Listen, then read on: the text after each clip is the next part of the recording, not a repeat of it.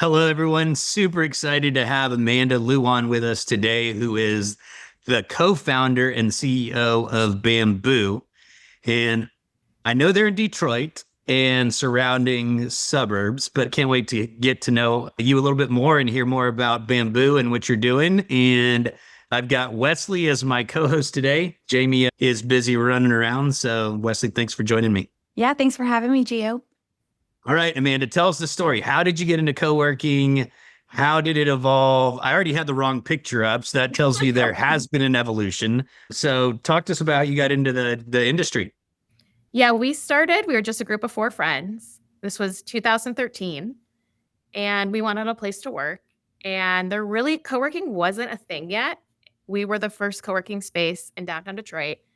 And I feel like our story is kind of similar to a lot of indie operators. We just started really small. We had like a little 2,000 square foot space. We borrowed $5,000 from my co-founder, Mike's dad.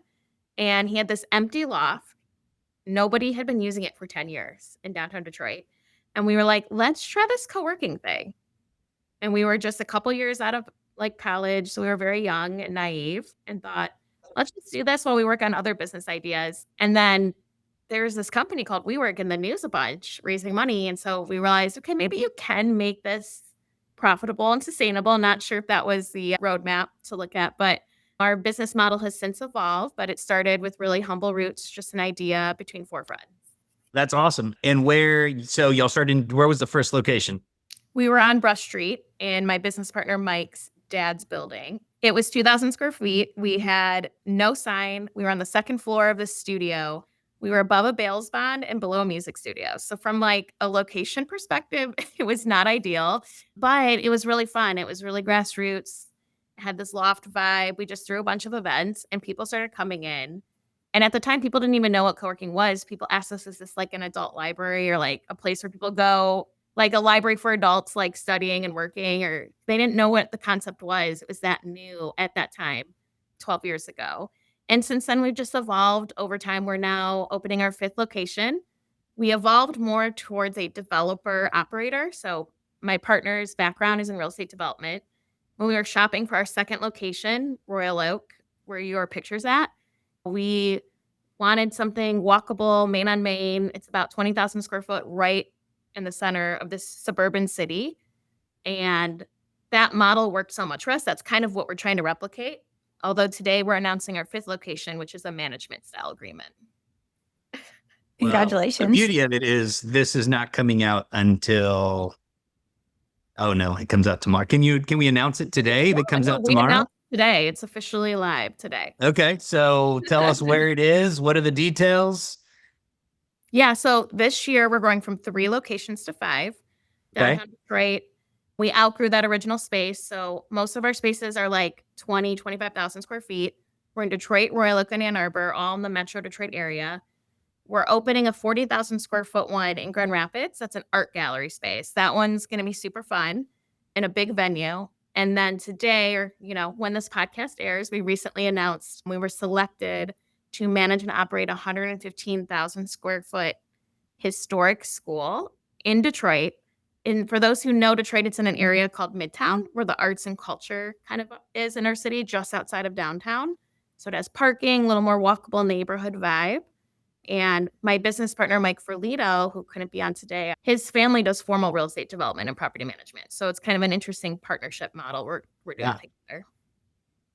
Yeah, I'll tell you, I love that what I call the propco opco, right? Is you own the property, but also the company that's operating in the space. And so that's what I always recommend, right? Because you're getting the best of both worlds. You're basically paying yourself for your equity and the value that you're adding to the property. So that's awesome.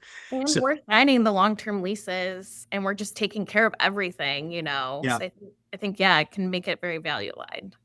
That's awesome. So how did this, we'll start with the historic and work background. No, for sure.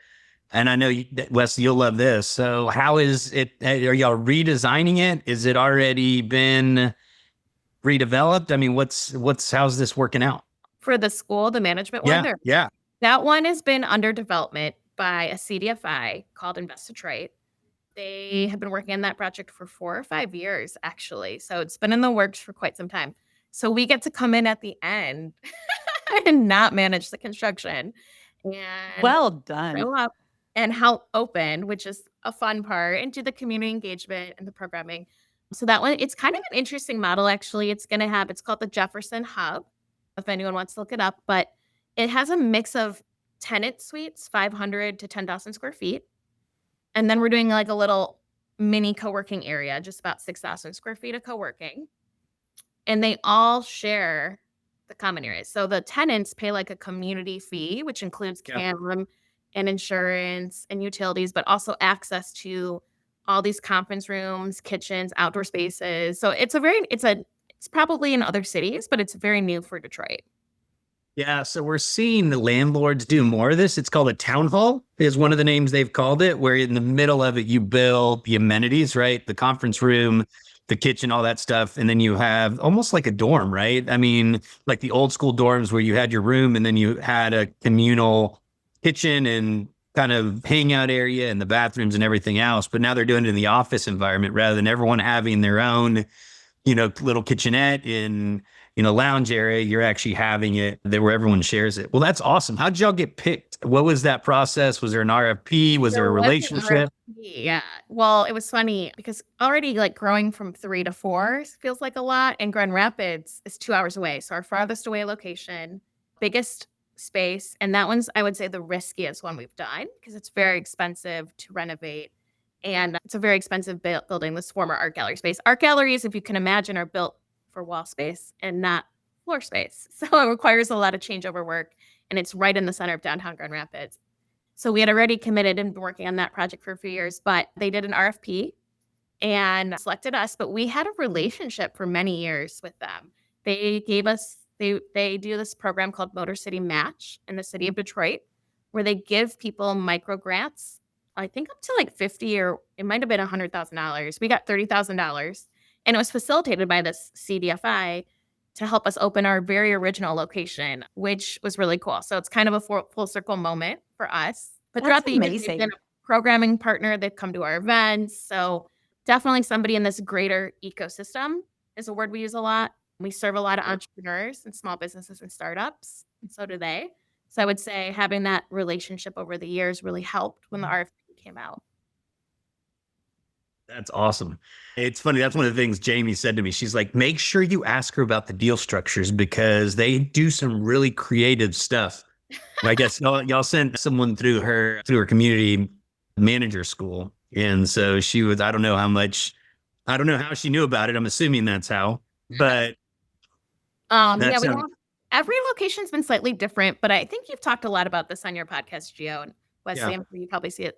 When we select our locations outside of this first management one, which we've always wanted to do, so we're very excited about, but we tend to take like a retail-like approach. So the location you're at is right on a Main and Main in a suburban walkable area, so central. People love living in that area and just walking into the co-working spot.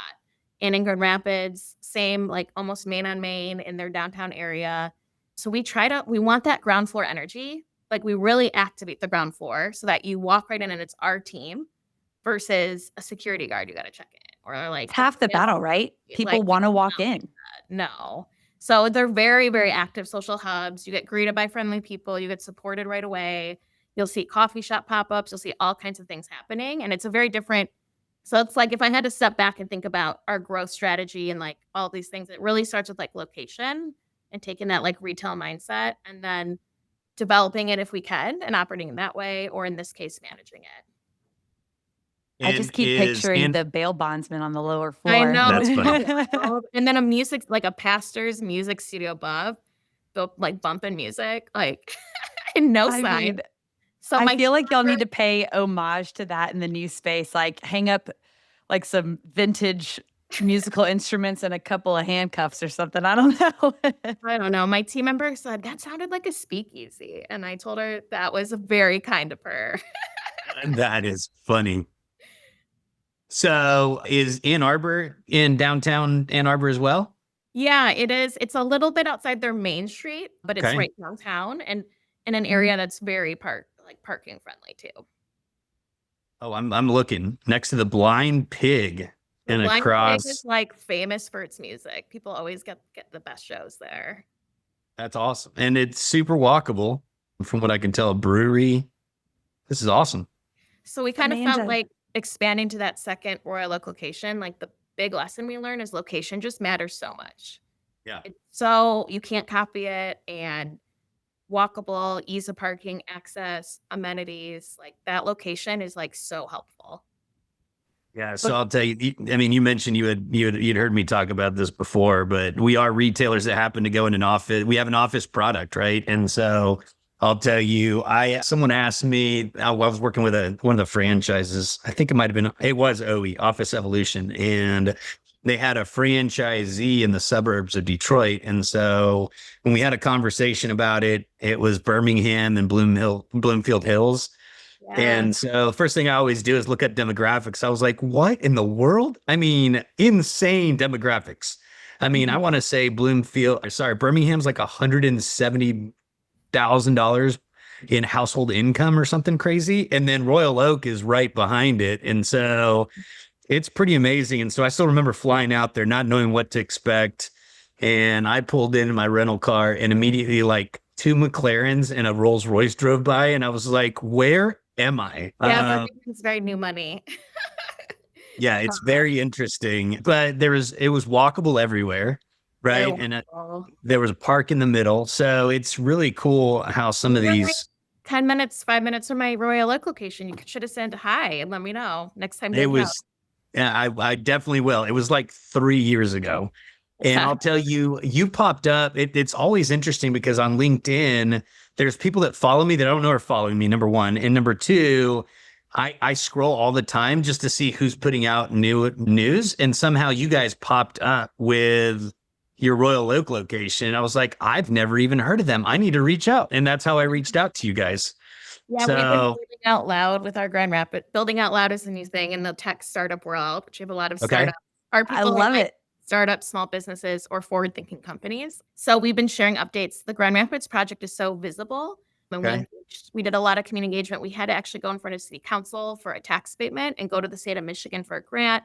So we've been doing a ton of community engagement work for the last year or two there. And every week we're sharing just construction updates Maybe and that's what it was. and building out loud. It's what it's called, and that's one of our goals this summer because that one's a very unique and interesting case study. So it's fun to get people behind the scenes. They love to see that stuff. Well, and they want to be a part of something unique and they want to join and become a member and say, I was following them long before I was a member. I was there at their, one of their construction meetings. Like that matters.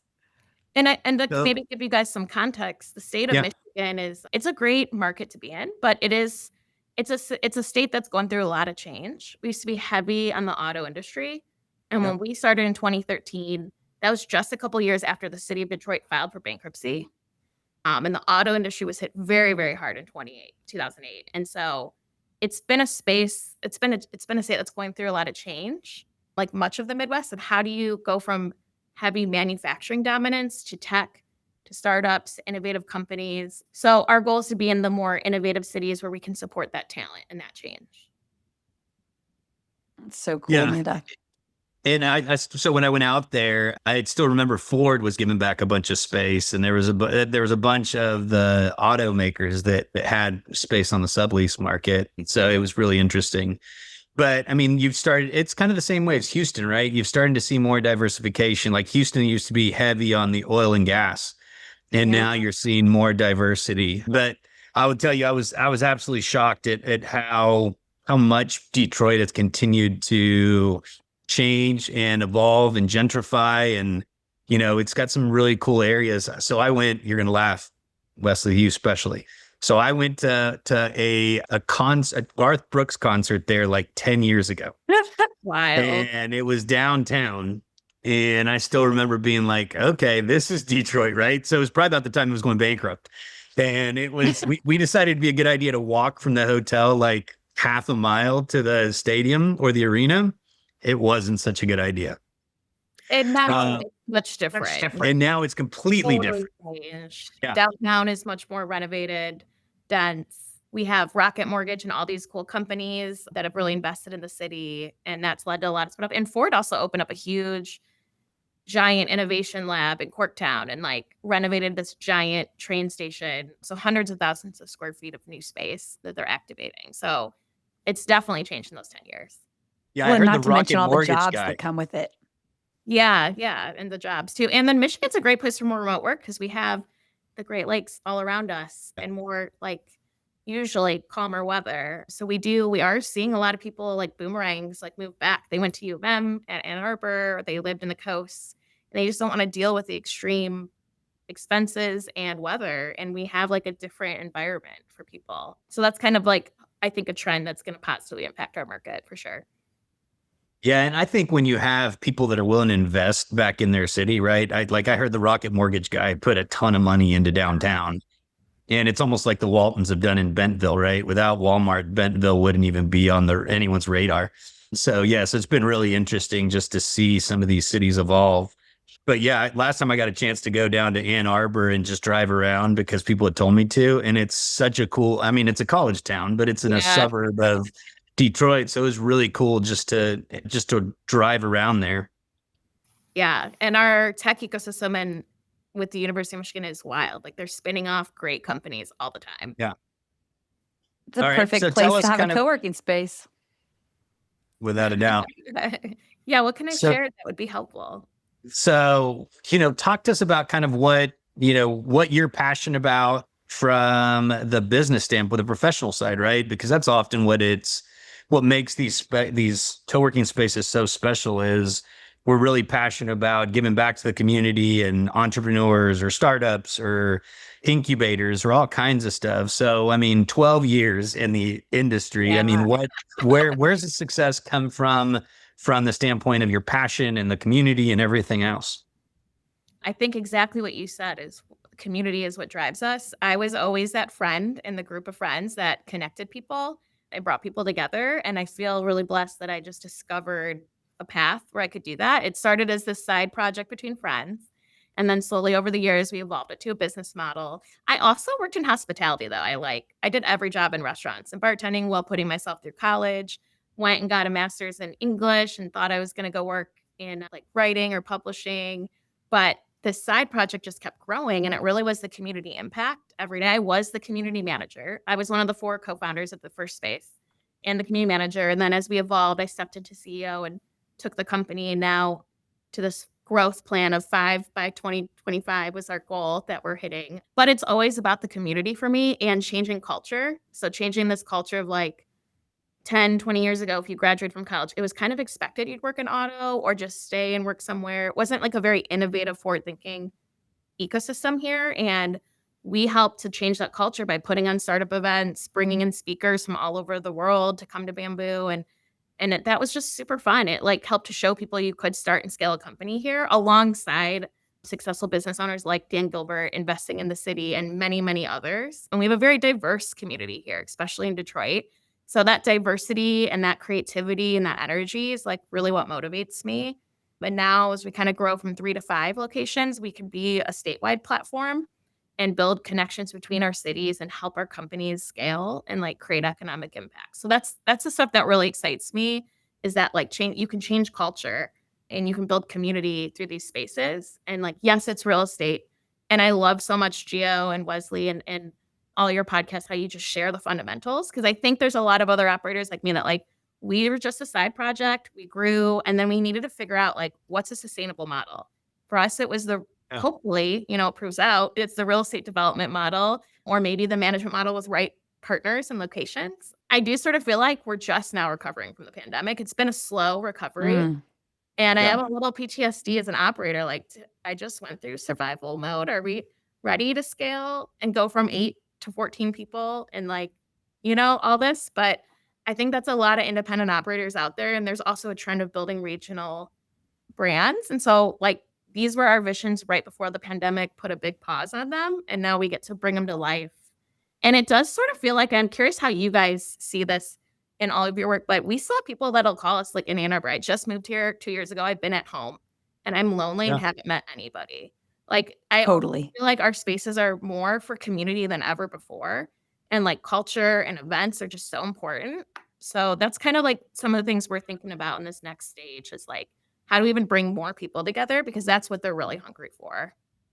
Well, there's been such an evolution of how people live and work, right? I mean, there's people, back to your point, that for the first time we're trying to convince people they could work remote, and then all of a sudden we were all forced to go remote. And now they're still trying to figure out what's important to me, right? It's real easy to say, oh, it's so convenient to work from home.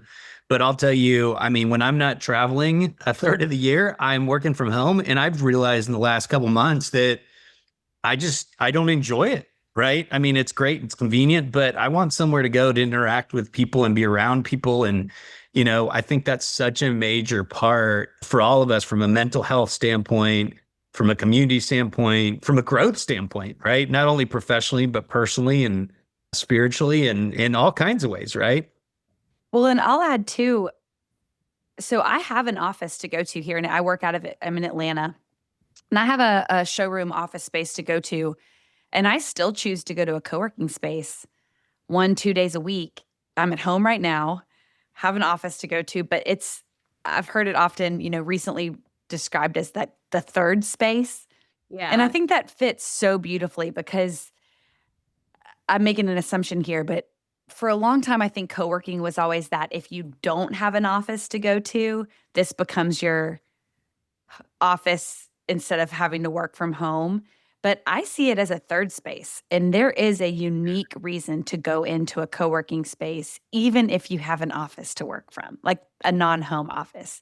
Because it's just that it's something different about you're working with people, but you don't know them, or you do know them, but you know them on a different level than like this coworker, colleague. We're supposed to talk business. And, if you're friends with someone at a community space, co-working space, flex space, it just feels a little bit different than it does at the office. Yeah, I'm actually at my architect's office right now. She's renovating an old building in Detroit, and like it's halfway under construction, and the other half they're using. That's amazing. And then we were just going over plans for going up, and like, and we're doing a rooftop coffee shop. We already have a partner, and my designer was like, "You guys are wild in the craziest ways," but like that's like you also need to give people even more reasons to come out. I think so that they can Yes. connect, and so like adding elements like that or events really make it easier for people, so they're not always working in that one corner of the co-working space and never talking to anybody. Yes. Because then that's also not why they came out either. No. I want to know where bamboo came from, Oh, yeah. especially because I think that based on your mission and what you guys are doing this year in 2025, to me, it makes a lot of sense that your name is bamboo. I think there are a lot of correlations between what bamboo is as a plant, how it grows, how it nurtures. I mean, there's so many things that you can make a correlation between what you guys are doing now. But in 2013, as four friends, was it still bamboo then? Has this always been the mission? Like, talk to us about how that came to be.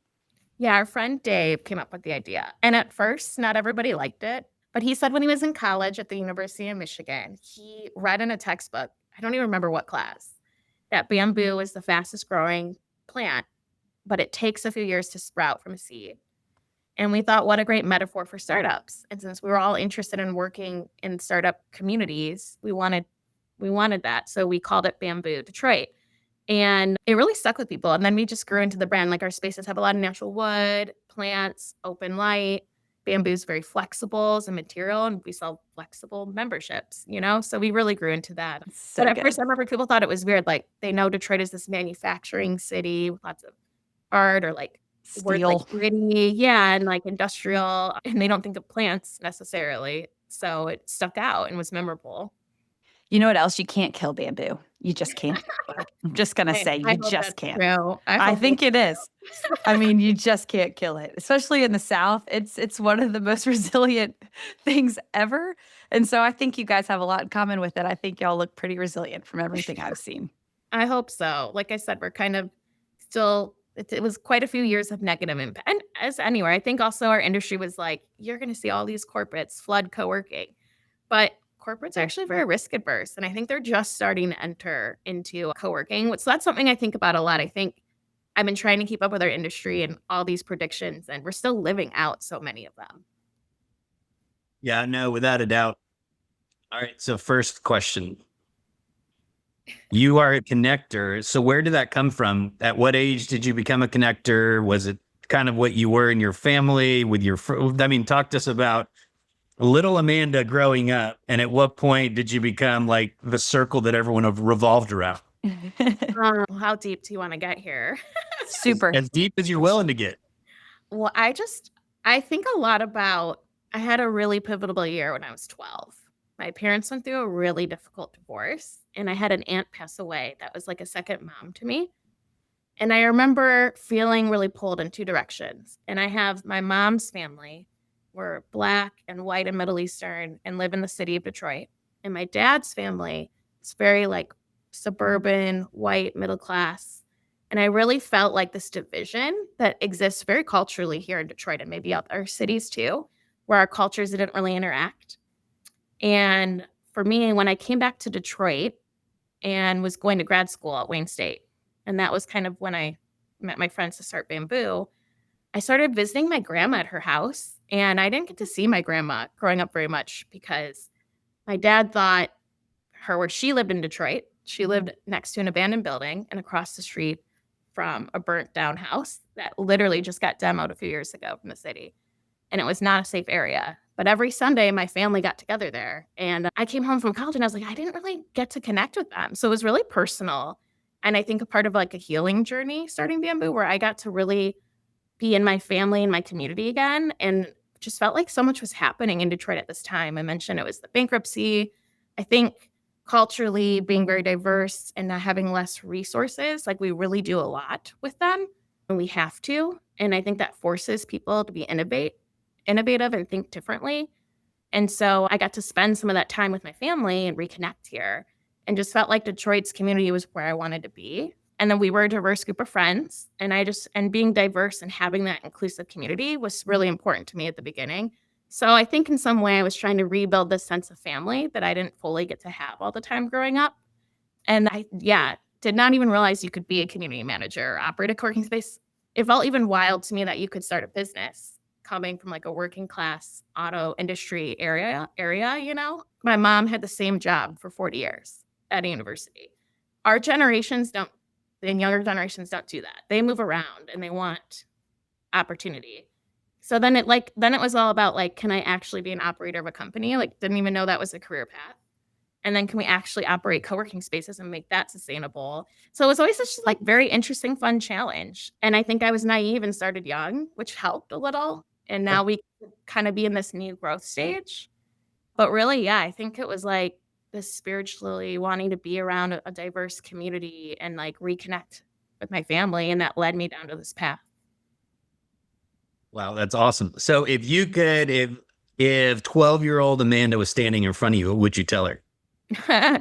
Oh my gosh. I don't know. I don't know if she would listen to anything that I would say, to be honest. What would you tell her being 10 years down the road? To be really open-minded to new career paths and ideas and try things and not be afraid to fail and not take anything like a down year or difficulty as a fail. It took a while for me to realize that failure is just like a lesson that you're learning, or you're not selected, or this job doesn't work out. There's other career paths. Like I would have never guessed that I would create this as a career path ever in a million years. Never. And so I guess I would have just tell her to be really open-minded and try things because you just don't know where they're going to lead. Yeah, I don't know. It feels like a wild journey that I've been on, but other people probably had exposure to that I just didn't, you know? Well, it's just interesting. We're all on some kind of journey, right? And it's like, what is it? And so I love Tony Robbins basically says life is either happening to you or for you, right? And you get to choose what you focus on, right? And so I think things that we all go through life that are difficult are what help us. Like my struggles with mental health is what makes me passionate to love on people, right? Is because I have an incredible support system and loving parents and amazing friends, and I know other people don't, right? And so, Wesley knows I go out of my way for people because of that, right? And so for the longest time, I tried fixing it and making it go away. And, do I go see more therapy or do I need a happy pill or what? And it just got to the point where I'm like, man, this is what allows for me to really empathize and love on people. And sounds like your story was the same. Yeah, I think realizing how much I valued people and community and feeling like I missed something and I was intentionally looking for it, definitely.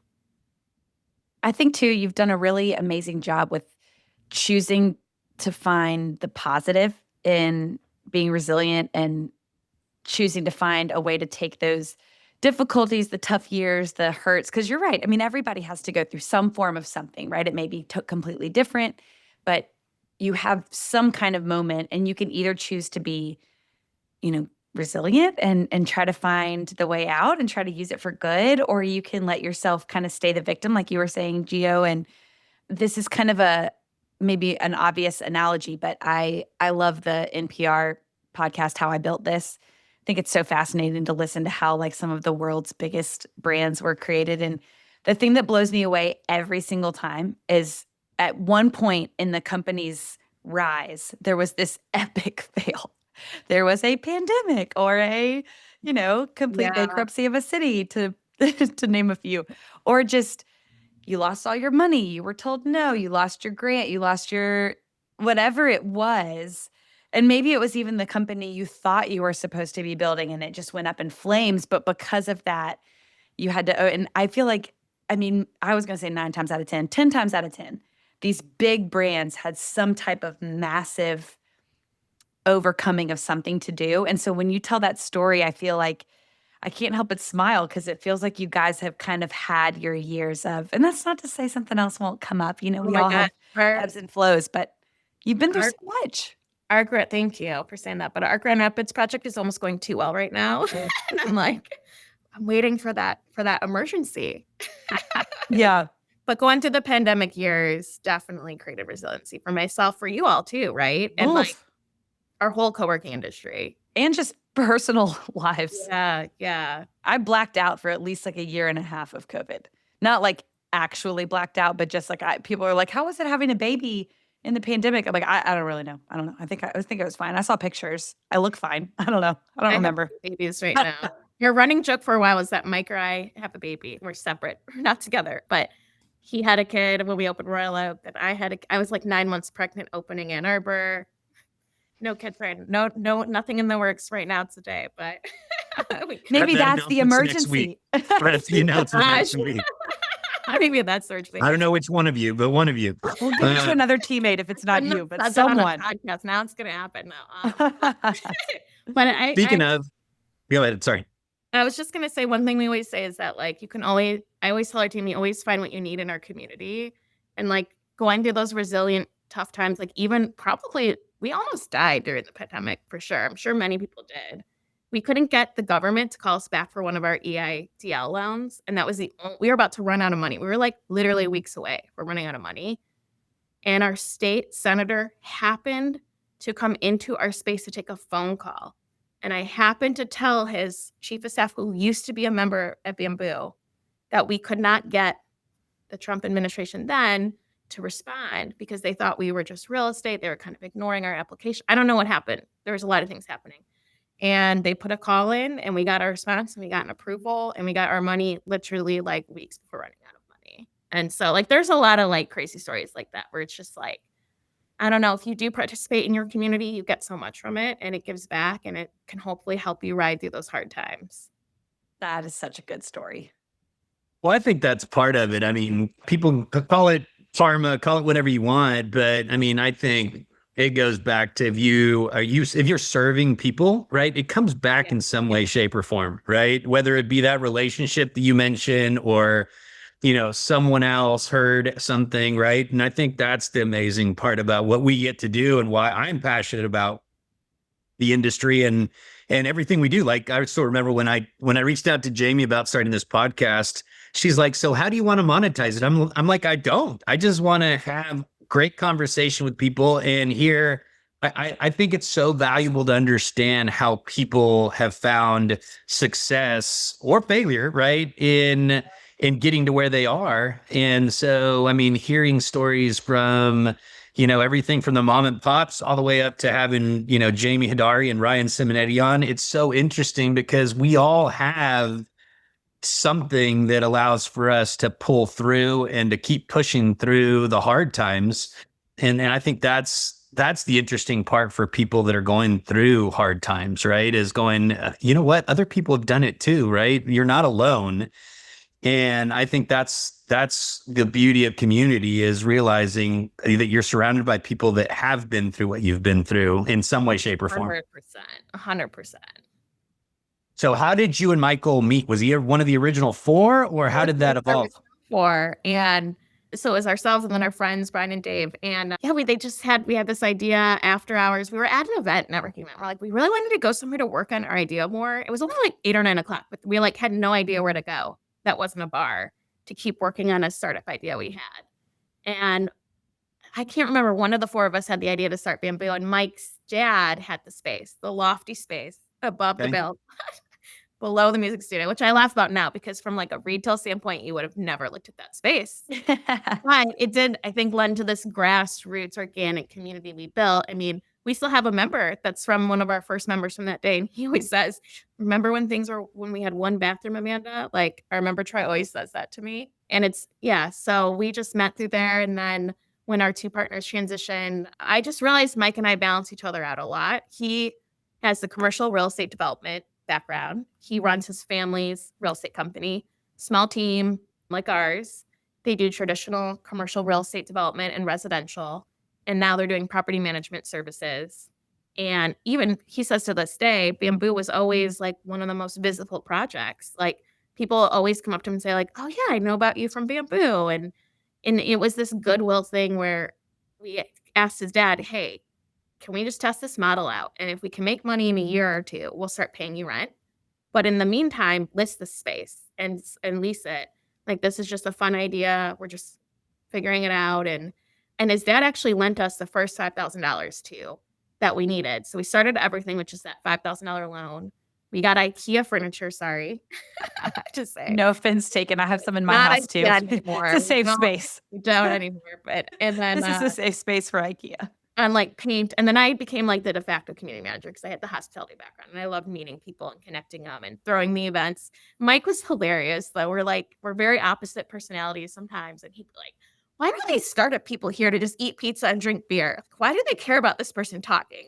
Like, he like didn't know anything about like startup and like community events.